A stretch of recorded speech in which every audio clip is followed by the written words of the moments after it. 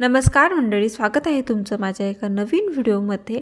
तर आज रविवार होता। रविवार म्हटलं की मुलं घरी म्हटल्यानंतर काही ना काही चटपटीत त्यांना खायला तर पाहिजेच। माझा मुलगा म्हणत होता, मम्मा काहीतरी समोसे वगैरे बनव ना। तर समोसे तर नाही बनवणार म्हटलं, तुला एक छान अशी रेसिपी खाऊ घालणार मी। तर त्याची पण उत्सुकता वाढली होती, मम्मी काय बनवणार।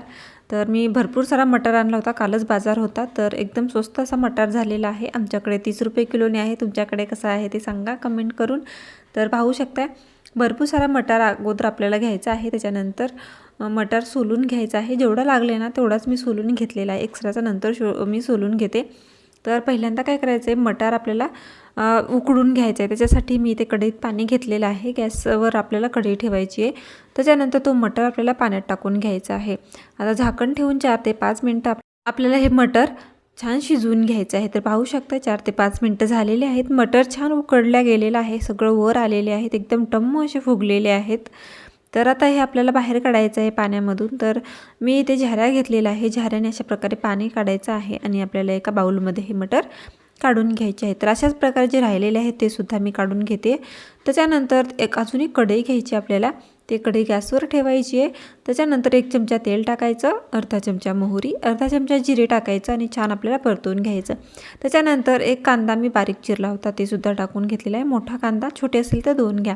अशा प्रकारे आपल्याला आता कांदा परतून घ्यायचा आहे। जोपर्यंत कांदा मऊ नाही पडणार तोपर्यंत अशा प्रकारे आपल्याला मिक्स करून घ्यायचा आहे। तर कांदा आता इथे मऊ पडलेला आहे, पाहू शकताय तुम्ही। त्याच्यानंतर सुके मसाले ॲड करून घ्यायचे आहेत, लाल तिखट, धना पावडर, जिरा पावडर, गरम मसाला। अशा प्रकारे मी बेसिक मसाले जे घरी अवेलेबल आहेत ना तेच टाकलेले आहेत। त्याच्यानंतर तुम्ही चाट मसालासुद्धा इथे टाकू शकता, नाहीतर आमचूर पावडर। तर पाहू शकता अशा प्रकारे टाकून मिक्स करून घ्यायचे। त्याच्यानंतर जे मटार आपण आता उकडून ठेवले होते ते मटार आपल्याला याच्यामध्ये टाकायचे आहेत। मटार टाकून पण आपल्याला अशा प्रकारे मिक्स करून घ्यायचं आहे। त्याच्यानंतर आता मॅशरने मॅश करायचे आहेत। जर तुम्ही अगोदरच मॅश करून टाकले तर काही गरज नाही नंतर मॅश करायची, पण आपल्याला टाकून अशा प्रकारे मी मॅश करून घेते आहे। तर पूर्ण आपल्याला प्रेस करून अशा प्रकारे मटार पूर्ण बारीक करून घ्यायचे आहेत। तर शिजल्यामुळे ना जास्त वेळ नाही लागत, पटापट मॅश होऊन जातात हे मटार, पाहू शकता। त्याच्यानंतर इथे अर्धी वाटी मी भाजलेलं बेसन पीठ टाकलेलं आहे। बेसन पीठ थोडंसं भाजून घ्यायचं आहे आपल्याला आणि ते अर्धी वाटी टाकायचं आहे। जर तिथे तुम्ही बटाटा वगैरे टाकू शकता, पण बटाटे जर नसेल टाकलं तर तुम्ही हे बेसन टाका, याच्याने खूप मस्त चटपटीत चव येते। आता बेसन टाकून एक छान बाइंडिंग येतं आपल्या मटारला। तर मिक्स करून घेतलेलं आहे। त्याच्यानंतर चवीप्रमाणे मीठ टाकलं आणि मिक्स करून घ्यायचे आणि भरपूर सारी कोथिंबीरसुद्धा टाकायची आहे। एकदम छान अशी चटपटीत चव येण्यासाठी लिंबूसुद्धा आपल्याला टाकायचं आहे। जर तुम्ही आमचूर पावडर वगैरे किंवा चाट मसाला टाकलात तर इथे लिंबू टाकण्याची काही गरज नाही आहे, पण मी ते नाही टाकलं म्हणून मी काय करणार आहे, अर्ध्या लिंबाचा रस टाकलेला आहे। त्याच्यानंतर आपल्याला मिक्स करून घ्यायचं आहे। तर आपलं हे चटपटीत सारण जे आहे ते रेडी झालेलं आहे। तर पाहू शकताय मस्त अशी बाइंडिंग आलेली आहे आणि भरपूर सारं झालेलं आहे थोड्याशा मटारमध्ये। आता आपल्याला हे साईडला ठेवायचं आहे थंड होण्यासाठी, तोपर्यंत आपण पीठ मळून घेऊया। त्याच्यासाठी मी इथे मैदा घेतलेला आहे 1 ते 1.5 वाटी। त्याच्यानंतर चवीप्रमाणे मीठ टाकायचं त्याच्यामध्ये आणि थोडं पाणी टाकून आपल्याला छान असं मिक्स करून घ्यायचं आहे। तर पाहू शकताय अशा प्रकारे मी मिक्स करून एक छान आपल्याला गोळा तयार करून घ्यायचा आहे।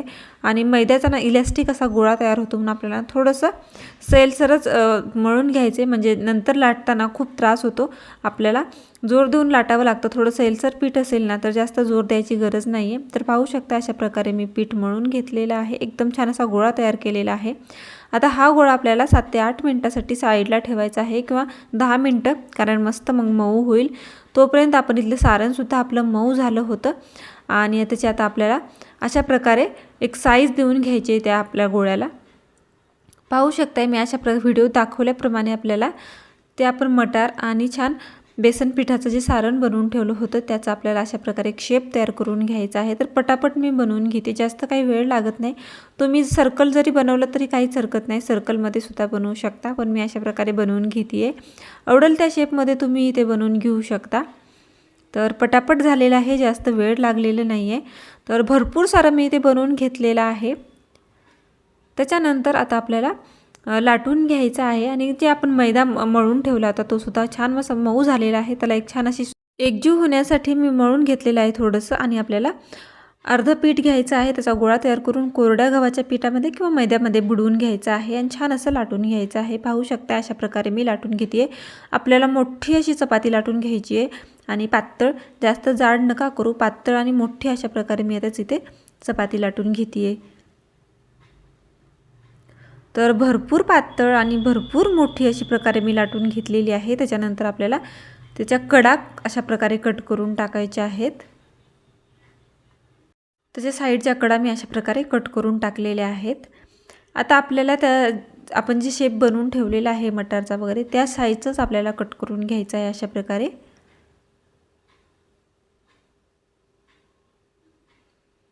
अशाच प्रकारे आपल्याला जे राहिलेले आहे ते सुद्धा कट करून घ्यायचं आहे त्या साईजचं।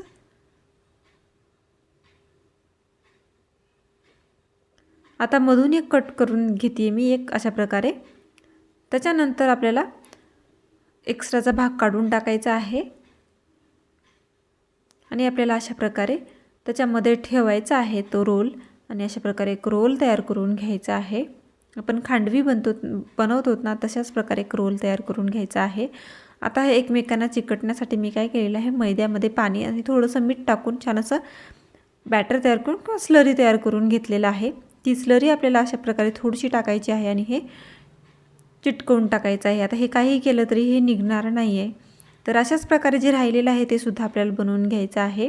अशा प्रकारे आतमध्ये ठेवायचं आहे आणि मिक्स आपल्याला अशा प्रकारे एक रोल तयार करून घ्यायचा आहे। चिटकवण्यासाठी स्लरी थोडीशी टाकायची आहे आतमध्ये आणि पाहू शकताय मस्त असं चिटकून बसलेलं आहे।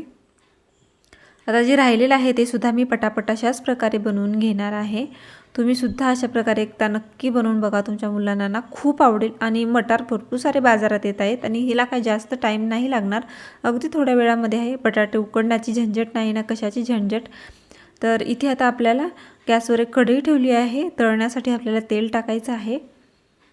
तर मला कमेंट आले होते तुम्ही महिन्याचं किती तेल वापरता, तर मी 4 किलोच तेल वापरते, याच्या जास्त काय तेल नाही वापरत, पण तळायला वगैरे हे तेल लागतंच म्हणून मी जास्त तेल असं टाकते। पण मी जास्त स्वयंपाकात तेल यूज करत नाही, माझं थोडंच तेल असतं स्वयंपाकात। मी डेली जे स्वयंपाक करते ना त्याच्यात अगदी थोडंसं तेल राहतं। तर पाहू शकताय त्याच्यानंतर जे आतमधलं सारण जे आहे ते बाहेर येऊ नये म्हणून मी त्याच स्लरीमध्ये आपल्याला दोन्ही त्याच्या टोकं बुडवून घ्यायचे आहेत आणि तळायला टाकायचे आहेत। पाहू शकताय गरम गरम तेलामध्ये आपल्याला अशा प्रकारे त्याचे दोन्ही टोकं त्या स्लरीमध्ये मैद्याच्या बुडवून घ्यायचे आहेत आणि तळायला टाकायचे आहेत, म्हणजे आतमधलं जे सारण आहे ते बाहेर नाही येणार, आतमध्येच राहील अशा प्रकारे। तर पाहू शकताय सगळे मी जेवढे मावतील ना तेवढे टाकलेले आहेत, एक्स्ट्राचे थोडेसे आहेत ते दुसऱ्या बॅचमध्ये तळून घेऊयात। आता खालून छान तळले तर दुसऱ्या साईडने आपल्याला पलटवून घ्यायचे, दुसऱ्या साईडने सुद्धा आपल्याला छान असं तळून घ्यायचं आहे। एकदम कुरकुरीत समोसाचा जसा कलर असतो ना तसा कलर येईपर्यंत आपल्याला तळून घ्यायचा आहे, म्हणजे आतमध्ये पण छान असे तळेल आणि एकदम कुरकुरीत लागतं, समोसाला सुद्धा मागं पाडेल इतकी टेस्टी ही रेसिपी लागते। तर पाहू शकताय एका साईडने तळलेलं आहे तर दुसऱ्या साईडने अलटून पलटून मी सगळीकडून छान असं तळून घेते आहे, सगळीकडून सेम कलर आला पाहिजे। तर अशा प्रकारे आपल्याला तळून घ्यायचं आहे, एकदम कुरकुरीत होतं।